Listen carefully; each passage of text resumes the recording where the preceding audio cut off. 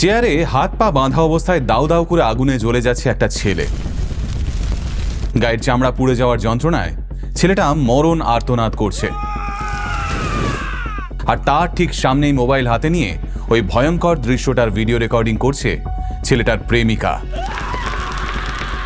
মেয়েটার মুখে তখন একটা পাশবিক হাসি, কারণ সেই তো কিছুক্ষণ আগে ছেলেটাকে মিথ্যের ছলনায় ভুলিয়ে জ্যান্ত জ্বালিয়ে দিয়েছিল। হ্যাঁ, গত 21শে এপ্রিল 2026 তারিখে ভারতবর্ষের বেঙ্গালুরুর বুকে ঠিক এমনই একটা নৃশংস হত্যাকাণ্ড ঘটে গেছে, যা কাঁপিয়ে দিয়েছে গোটা বেঙ্গালুরুকে। ইতোমধ্যেই এই হত্যাকাণ্ডটি BDSM মার্ডার কেস হিসেবে সোশ্যাল মিডিয়ায় চর্চিত হয়ে উঠেছে, কারণ নিজের বয়ফ্রেন্ডকে BDSM এর ছলনায় ভুলিয়ে চেয়ারে হাত পা বেঁধে দিয়েছিল মেয়েটা। এমনকি ছেলেটার চোখ দুটো পর্যন্ত কাপড় দিয়ে বেঁধে দিয়েছিল সে। আর তারপরেই ওই ছেলেটার গায়ে কেরোসিন বা ওই জাতীয় দাহ্য পদার্থ ঢেলে তাতে আগুন ধরিয়ে দেয় মেয়েটা। কিন্তু কেন এতটা নৃশংসভাবে নিজের বয়ফ্রেন্ডকে পুড়িয়ে মারল মেয়েটা, সেটার উত্তর খুঁজতে নেমেই চমকে যায় বেঙ্গালুরুর পুলিশ অফিসাররা। নমস্কার, আমি সুজয় নীল। এতদিন আমার বিভিন্ন সোশ্যাল মিডিয়া প্ল্যাটফর্মে আমি একটা কথা বারংবার বলেছি যে ভালোবাসার মতো সুন্দর জিনিস এই পৃথিবীতে আর একটাও নেই। কিন্তু সেই ভালোবাসায় যদি পাগলামিতে পরিণত হয়, অথবা সেই ভালোবাসায় যদি বদলে যায় প্রতিহিংসায়, তার ফলাফল যে কতটা ভয়ঙ্কর হতে পারে সেটার জলজান্ত উদাহরণ বেঙ্গালুরুর এই BDSM মার্ডার কেস। ভিডিও শুরুতেই জানিয়ে রাখি, BDSM আদতে যৌনতার একটা অন্য পর্যায়, যেখানে পার্টনারের হাত পা বাঁধা থেকে পার্টনারকে চাবুক দিয়ে আঘাত করা, নানান রকমের বিষয়বস্তু ঘটে থাকে। তবে আমার ভিডিওর বিষয়বস্তু কিন্তু এসব নয়, আর আমি এসব নিয়ে কথা বলতেও আসিনি। জাস্ট কেন এই কেসটাকে BDSM মার্ডার কেস বলা হচ্ছে সেটা বোঝাতেই আপনাদের এটা বলে রাখলাম আমি। তাহলে চলুন এইবার শুরু করা যাক আজকের ভিডিও। ঘটনার সূত্রপাত বেঙ্গালুরুর রাজাজি নগরের বাসশ্যাম সার্কেল এলাকার একটা সাধারণ মোবাইল স্টোর থেকে। এই মোবাইল স্টোরেই কাজ করত 27 বছর বয়সী কিরণ। তুমকুর জেলার শান্ত শহর চিক্কানায়কানাহাল্লি থেকে কিরণ শহরে এসেছিল একটা ভালো কাজের খোঁজে। কিরণকে যারা চিনত তারা সবাই এক বাক্যে স্বীকার করেছে যে সে একজন সৎ, পরিশ্রমী এবং কাজ পাগল ছেলে ছিল। কিরণ সব সময় চাইত একটা ভালো ভবিষ্যৎ এবং বেঙ্গালুরু শহরে নিজের একটা স্থায়ী ঠিকানা তৈরি করতে। কিরণের সঙ্গে এই একই মোবাইল স্টোরে কাজ করত বেঙ্গালুরুর আঞ্জনানগরের বাসিন্দা 27 বছর বয়সী মেয়ে প্রেমা। আদতে প্রেমা এবং কিরণ দুজনেই ছিল একটা বেসরকারি সার্ভিস প্রোভাইডার আউটলেটের সহকর্মী। সেখানে তারা একই সঙ্গে কাস্টমারদের নতুন কানেকশন প্রদান করা এবং সিম আপগ্রেডেশনের কাজ করত। বেঙ্গালুরুর প্রতিযোগিতামূলক টেলিকম জগতে একসঙ্গে কাজ করতে করতেই বন্ধুত্ব গড়ে ওঠে প্রেমা এবং কিরণের। দিনের শুরুতে দেখা হলে গুড মর্নিং উইশ, লাঞ্চ ব্রেকে খাবার শেয়ার করে খাওয়া, সেলস টার্গেট নিয়ে একসঙ্গে কাজ করা, এভাবেই কাজের ফাঁকে ফাঁকে সেই বন্ধুত্ব ক্রমে বদলে যায় প্রেমে। হ্যাঁ, আজ থেকে ঠিক 2 বছর আগে প্রেম করা শুরু করে কিরণ ও প্রেমা। একই স্টোরে প্রত্যেক দিন 8-9 ঘন্টা একসঙ্গে কাজ করেও যেন ওদের দুজনের কথা ফুরোতো না তখন। তাই কাজের পর ক্যাফেতে বসে কফি খাওয়া থেকে রাত জেগে ফোনে কথা বলা, এভাবেই ধীরে ধীরে সম্পর্কের গভীরতা আরও বাড়তে থাকে দুজনের। প্রেমার আঞ্জনানগরের বাড়িতে সে নিজের মা এবং ভাইয়ের সঙ্গে থাকত। তাই কিরণের মধ্যে সে একজন বিশ্বস্ত সঙ্গীর পাশাপাশি নিজের বাবাকেও যেন খুঁজে পেয়েছিল। আর কিরণ প্রেমার প্রতি আকৃষ্ট হয়েছিল ওর পরিশ্রমী স্বভাব এবং জীবনে বড় কিছু অ্যাচিভ করার জেদ দেখে। এবার আজকালকার দিনে প্রেমে শারীরিক ঘনিষ্ঠতা বিষয়টা খুবই কমন একটা বিষয় হয়ে দাঁড়িয়েছে। প্রেমার পরিবার বাড়িতে না থাকলেই কিরণ তার বাইকে চেপে চলে আসতো আঞ্জনানগরে। তখন আঞ্জনানগর ওই বাড়িটাই হয়ে উঠত প্রেমা এবং কিরণের নিজস্ব নিরাপদ আশ্রয়। কিন্তু কিরণ হয়তো সে সময় ঘুণাক্ষরেও টের পায়নি যে একদিন এই বাড়ির ভিতরেই পুড়ে ছাই হতে হবে তাকে। তাহলে এত সুন্দর একটা সম্পর্কে আচমকা কি এমন ঘটলো যা এই প্রেমের কাহিনীকে একটা ভয়ঙ্কর ট্র্যাজেডিতে বদলে দিল? এবার সেটাই জানার চেষ্টা করব। দিন যত পেরোতে লাগলো ততই কিরণের প্রতি প্রেমার ভালোবাসা যেন একটা অবসেশনে বদলাতে শুরু করলো। কিরণের সমস্ত বিষয়ে অধিকার বোধ ফলানো, সে স্টোরের অন্য কোনো মেয়ের সঙ্গে কথা বললেই ঝগড়া অশান্তি করা, এই হয়ে গেছিল নিত্যদিনের রুটিন। এরই মধ্যে আচমকা একদিন কিরণকে বিয়ে করার প্রস্তাব দিয়ে বসে প্রেমা। কিন্তু কিরণ প্রেমাকে স্পষ্ট জানায় তার এখন সবে 27 বছর বয়স। সে বেঙ্গালুরুতে এসেছে চোখে অনেক স্বপ্ন নিয়ে, তাই এই মুহূর্তে তার পক্ষে প্রেমাকে বিয়ে করাটা সম্ভব নয়। আগে নিজের ভবিষ্যৎ সুনিশ্চিত করবে, তারপরেই বিয়ে করবে কিরণ। আর যে প্রেমা একসময় নিজেও জীবনে বড় কিছু অ্যাচিভ করার স্বপ্ন দেখত, সে আচমকা এত তাড়াতাড়ি বিয়ে করতে চাইছেই বা কেন? ব্যাস, বিয়ের প্রস্তাবের বিনিময়ে প্রত্যাখ্যান জুটতেই প্রেমার মধ্যে একটা অদ্ভুত বদল এলো। সে মনে করতে শুরু করলো কিরণ হয়তো তাকে জাস্ট একটা অপশন হিসেবে দেখছে এবং তার ফোন বা মেসেজ ইচ্ছেকৃত ইগনোর করছে। তাই সে আরও বেশি করে কিরণকে নজরদারিতে রাখা শুরু করলো। ওই দোকানের কর্মচারীদের মতে কয়েক মাস আগে থেকেই প্রেমা এবং কিরণের মধ্যে মানসিক দূরত্ব আসতে শুরু করে। কাজের জায়গায় তাদের মধ্যে প্রায় ঝগড়াঝাঁটি লেগে যেত, কারণ প্রেমা মনে করতে শুরু করে কিরণ হয়তো অন্য কোনো মেয়ের সঙ্গে সম্পর্কে জড়িয়ে পড়েছে। তাই সে বিয়ের প্রস্তাবে না করেছে এবং প্রেমার প্রতি আগ্রহ হারাচ্ছে। এখানে একটা কথা বলে রাখি, যে কোনো সম্পর্কে এই সন্দেহ জিনিসটা কিন্তু মারাত্মক ক্ষতিকারক। এই সন্দেহ বিষয়টা ভালো ভালো সম্পর্ককেও তছনছ করে দিতে পারে। এদিকে তুমকুর থেকে আসা কিরণের চোখে তখন শুধুই নিজেকে প্রতিষ্ঠিত করার স্বপ্ন। সে চেয়েছিল প্রেমা তার সঙ্গে ওই একই লড়াইয়ে অংশগ্রহণ করুক একজন সহযোদ্ধা হিসেবে, এবং কিরণ এটাও চেয়েছিল যে প্রেমা যেন আপাতত কয়েক বছরের জন্য বিয়ের ভূতটা মাথা থেকে নামিয়ে একটা সুস্থ সম্পর্ক বজায় রাখে।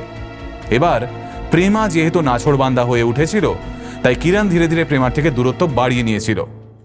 আসলে প্রেমার ইচ্ছে ছিল কিরণের গৃহবধূ হয়ে শুধুই সংসার করা, আর এখানেই আপত্তি জন্মায় কিরণের।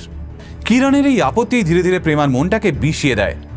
প্রতিটা উত্তর না পাওয়া ফোন কল, প্রতিটা ইগনোর হয়ে পড়ে থাকা মেসেজ, আর প্রতিটা বাতিল মিটিং প্ল্যান ক্রমেই প্রেমাকে প্রতিহিংসা পরায়ণ করে তুলল কিরণের প্রতি।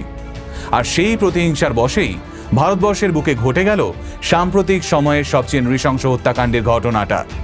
ঠিকই ঘটেছিল গত 21 এপ্রিল তারিখে। এবার বলবো সেই গল্পটাই।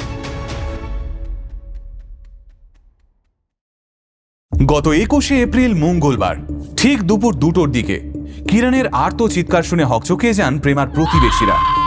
তারা ওই চিৎকার শুনে বাইরে বেরিয়ে এসে দেখেন প্রেমার অঞ্জনানগরের ওই বাড়ির একটা ভেন্টিলেটর থেকে গল গল করে কালো ধোঁয়া বেরোচ্ছে। প্রতিবেশীরা ভাবেন হয়তো প্রেমাদের বাড়িতে আগুন লেগেছে, তাই তারা সঙ্গে সঙ্গে জরুরি পরিষেবায় ফোন করেন। কিছুক্ষণের মধ্যেই প্রেমাদের বাড়ির সামনে এসে উপস্থিত হয় স্থানীয় ফায়ার ব্রিগেড এবং বাদারহাল্লি থানার পুলিশ। ততক্ষণে কাঁদতে কাঁদতে আতঙ্কিত মুখ নিয়ে বাড়ি থেকে বেরিয়ে এসেছে প্রেমা। প্রতিবেশীদের কাছে প্রেমা জানায় সে ওয়াশরুমে স্নান করতে ঢুকেছিল। কিছুক্ষণ পর পোড়া পোড়া গন্ধ পেয়ে ওয়াশরুম থেকে বেরিয়ে এসে দেখে তার বয়ফ্রেন্ড কিরণ ইতিমধ্যেই দাউ দাউ করে আগুনে জ্বলছে। পুলিশের কাছেও প্রেমা ঠিক এই একই কথা বলে। প্রেমার প্রাথমিক বয়ান অনুযায়ী কিরণের মৃত্যুটা হয় কোনো দুর্ঘটনার কারণে ঘটেছে, আর নয়তো সে আত্মহত্যা করেছে। এদিকে ততক্ষণে ফায়ার ব্রিগেডের কর্মীরা প্রেমার ঘরে ঢুকে আগুন নেভানোর কাজ শুরু করে দেয়। কিছুক্ষণ পর আগুন নিভেও যায়, কালো ধোঁয়ার আস্তরণ সরে, আর পুলিশের চোখের সামনে স্পষ্ট হয়ে ওঠে মাটিতে পড়ে থাকা কিরণের অর্ধনগ্ন দগ্ধ দেহটা। কিন্তু খানিকটা এগোতেই পুলিশের চোখে পড়ে কিছু গলে যাওয়া নাইলনের দড়ির পোড়া টুকরো। এটাতেই প্রথম সন্দেহ জাগে assistant commissioner of police Ashok কে, ইন্সপেক্টর ভাস্কর সহ সিনিয়র অফিসারদের। তবে যেহেতু প্রেমা ছাড়া প্রাথমিক পর্যায়ে আর কোনো সাক্ষী ছিল না, তাই পুলিশকে শুরুতে প্রেমার কথাতেই বিশ্বাস করতে হয়। কিন্তু এরপরেই ঘটনাস্থল পরিদর্শনে আসেন deputy commissioner of police north west DL Nagesh. আর তিনি আসার পরেই খেলা ক্রমে ঘুরতে শুরু করে। তিনি প্রেমাকে জিজ্ঞেস করেন কিরণ কেন এসেছিল তার বাড়িতে। প্রেমা জানায় ওর বাড়ির লোক না থাকলে কিরণ প্রায়ই আসতো প্রেমাদের বাড়িতে। DL নাগেশের পরের প্রশ্ন, আজ যে বাড়িতে কেউ নেই সেটা কিরণকে কে জানিয়েছিল। প্রেমা জানায় এটা কিরণকে প্রেমাই জানিয়েছিল। আর এর ঠিক কিছুটা বাদেই DL নাগেশ মোক্ষম চালটা চালেন। তিনি প্রেমাকে বলেন, বিষয়টা দেখে আমারও মনে হচ্ছে এটা হত্যা, কিন্তু ও যেভাবে পুড়ে গেছে তাতে তো মনে হয় ও নিজের গায়ে কেরোসিন বা পেট্রোল ঢেলেছিল। ও কি এগুলো তোমার বাড়ি থেকেই পেয়েছিল? ব্যাস, ডেপুটি কমিশনারের পাতায় এই ফাঁদে পা দিয়ে প্রেমা বলে ফেলে, না না, ও আজ আসার সময় বাইকে করে একটা ক্যানের মতো জিনিস নিয়ে এসেছিল, কিন্তু তাতে কি ছিল আমি জানি না। প্রেমা এই কথাটা বলতেই সঙ্গে সঙ্গে DL নাগেশ নির্দেশ দেন আশপাশের বাড়ির সিসিটিভি ফুটেজ চেক করার জন্য। পুলিশ সিসিটিভি ফুটেজ চেক করে এবং তাতে দেখা যায় সেদিন কিরণ সম্পূর্ণ খালি হাতেই প্রেমাদের বাড়িতে ঢুকেছিল, এবং বাকি পুলিশ অফিসাররাও কনফার্ম করে ঘটনাস্থলে এমন কোনো জ্বালানির ক্যান বা পাত্র তারা দেখেনি। ব্যাস, সঙ্গে সঙ্গে প্রেমাকে পুলিশে হেফাজতে নেওয়ার নির্দেশ দেন অফিসার নাগেশ। কিরণের মৃতদেহটিকে তারা ভিক্টোরিয়া হাসপাতালে পোস্টমর্টমের জন্য পাঠান। কিন্তু এরপরেই পুলিশ অফিসাররা প্রেমার মোবাইলটা চেক করার সময় তাতে এমন একটা ভিডিও পায় যা দেখে হাড় হিম হয়ে যায় পুলিশ অফিসারদের। কিন্তু কি এমন ছিল সেই ভিডিওতে, আর সত্যি সত্যি ঠিক কি হয়েছিল সেদিন প্রেমাদের বাড়িতে, এবার সেটাই বলবো। প্রেমার কাছ থেকে যে মোবাইলটা পুলিশ নিজেদের হেফাজতে নিয়েছিল, সেই মোবাইলের গ্যালারি খুলে শেষ ভিডিওটা দেখতে গিয়েই হাত কেঁপে যায় তদন্তকারী অফিসারের। তিনি দেখেন একটা চেয়ারের মধ্যে হাত পা বাঁধা অবস্থায় দাউ দাউ করে আগুনে পুড়ে যাচ্ছে কিরণ, আর মোবাইলের এ প্রান্তে প্রেমা তার নিজস্ব ভাষায় বলছে, বল আর করবি আমাকে ইগনোর, নে এবার পুড়ে মর। এই ভিডিওটা দেখা মাত্রই বাদরাহাল্লি থানার পুলিশ অফিসাররা কড়া জিজ্ঞাসাবাদ শুরু করে প্রেমাকে। ততক্ষণে তুমকুরে কিরণের বাড়িতে খবর পৌঁছেছে যে কিরণকে ভিক্টোরিয়া হাসপাতালে আইসিইউতে অ্যাডমিট করাতে হয়েছে। সেই শুনেই জ্ঞান হারিয়েছেন কিরণের মা, কারণ সেদিন সকালেও তিনি ছেলের সঙ্গে ফোনে কথা বলেছিলেন। এদিকে কঠোর পুলিশের জিজ্ঞাসাবাদের সামনে ভেঙে পড়ে প্রেমা এবং বলতে শুরু করে সেদিন অর্থাৎ 21শে এপ্রিল ঠিক কি ঘটেছিল ওদের বাড়িতে। প্রেমা পুলিশকে জানায় কিরণকে হত্যা করার প্ল্যান সে বহুদিন আগে থেকেই করে ফেলেছিল, তাই সে বাড়িতে আগেভাগেই ওই দাহ্য তরলের ক্যান মজুত করে রেখেছিল। কিন্তু সে কিছুতেই সুযোগ পাচ্ছিল না নিজের প্ল্যান এক্সিকিউট করার। অবশেষে সেই সুযোগ চলে আসে 21শে এপ্রিল। ওই দিন সকালে প্রেমার মা এবং ভাই দুজনেই প্রেমার দিদির সঙ্গে দেখা করার জন্য বেরোন। ব্যাস সঙ্গে সঙ্গে প্রেমা ফোন করে কিরণকে আর জানায় যে কিরণের সঙ্গে তার জরুরি কিছু কথা আছে, তাই কিরণ যেন তার বাড়িতে আসে। কিরণের সেদিন নেলামাঙ্গালা অঞ্চলে এক কাস্টমারের বাড়িতে নতুন সিমের কানেকশন দিতে যাওয়ার কথা ছিল, কিন্তু প্রেমা ফোনে এতটাই নাছোড়বান্দা হয়ে উঠেছিল যে কিরণ সেই প্ল্যান ক্যান্সেল করে দুপুর 1:15 নাগাদ প্রেমাদের বাড়িতে পৌঁছয়। কিরণ বাড়িতে ঢোকার কিছুক্ষণ পরেই প্রেমা ওর সামনে কান্নাকাটির মিথ্যে অভিনয় করে এবং নিজের দুর্ব্যবহারের জন্য ক্ষমা চায়। এইবার প্রেমার চোখের জল দেখে কিরণের মন গলে যায়। সে প্রেমাকে বলে, চলো আজ আমরা বাইরে কোথাও খেতে যাই। কিন্তু ঠিক সেই মুহূর্তেই মোক্ষম চালটা চালে প্রেমা। সে বলে, এই ঝগড়াঝাঁটির কারণে বহুদিন আমরা ঘনিষ্ঠ হইনি, আজ তো বাড়ি ফাঁকাই আছে, চলো আমরা সবকিছু ভুলে আবার নতুন করে কাছাকাছি আসি। কিরণ প্রাথমিকভাবে বাইরে খেতে যাওয়াটাকে গুরুত্ব দিলেও শেষে প্রেমার অনুনয়ের কাছে হার স্বীকার করে এবং ঘনিষ্ঠতার জন্য রাজি হয়। এইবার প্রেমা বলে সে রিসেন্টলি একটা হলিউড ফিল্ম দেখেছে, সেখানে নায়িকা নিজের হাতে নায়কের হাত পা দড়ি দিয়ে বাঁধে এবং তারপর তারা একে অপরের সঙ্গে ঘনিষ্ঠ হয়। এই প্রক্রিয়াকে আদতে BDSM বা রোল প্লে বলে। তাই প্রেমাও আজ ঠিক সেই রকমই করতে চায় কিরণের সঙ্গে। কিরণ এই ব্যাপারেও শুরুতে রাজি হয়নি, কিন্তু প্রেমা বলে, আমি তোমার জন্য আজ একটা সারপ্রাইজ প্ল্যান করেছি, দেখবে আমরা একসঙ্গে একটা ভালো সময় কাটাবো। অবশেষে নিজের প্রেমিকার কথায় বিশ্বাস করে কিরণ। এরপর প্রেমা যখন কিরণকে চেয়ারের সঙ্গে দড়ি দিয়ে বাঁধছিল, তখনও নাকি কিরণ জানিয়েছিল তার হাত পায়ে ভীষণ লাগছে, কারণ দড়ি খুব শক্ত করে বাঁধা হয়েছে। কিন্তু প্রেমা বলে, চুপ করে এনজয় করো, এটা তো এই অ্যাক্টেরই একটা অংশ। হাত পা বাঁধা শেষ হয়ে গেলে প্রেমা তারপর কিরণের চোখটাও কাপড় দিয়ে বেঁধে দেয়। এইবার প্রেমা কিরণকে বলে, একটু অপেক্ষা করো, আসছি। এরপর যেটা ঘটেছিল সেটা ভাবলেও গা শিরশির করে উঠছে আমার। কিরণ যখন সম্পূর্ণ অচল এবং চোখ বন্ধ থাকার ফলে ওর চারপাশ যখন অন্ধকারে ঢেকে গেছে, ঠিক তখনই প্রেমা আগে থেকে কিনে রাখা ওই কেরোসিন কিংবা খুব সম্ভবত পেট্রোলের ক্যানটা নিয়ে আসে, আর তারপর সে ওই দাহ্য তরলটা হাত পা বাঁধা অসহায় কিরণের সারা গায়ে ঢেলে দেয়। কিরণ সেই সময় বুঝে যায় প্রেমা কি করতে চলেছে, তাই সে চিৎকার করতে শুরু করে, কাকুতি মিনতি করতে শুরু করে। কিন্তু প্রেমা ততক্ষণে ঘরের দরজা জানলা সব বন্ধ করে দিয়েছিল, তাই কিরণের চিৎকার কারো কানে পৌঁছয় না। এরপরেই প্রেমা হাতে একটা দেশলাই বাক্স নেয় আর তারপরেই পরপর 3টে কাঠি জ্বালিয়ে সে ছুঁড়ে দেয় কিরণের দিকে। মুহূর্তে কিরণের শরীরে দাউ দাউ করে আগুন ধরে যায়।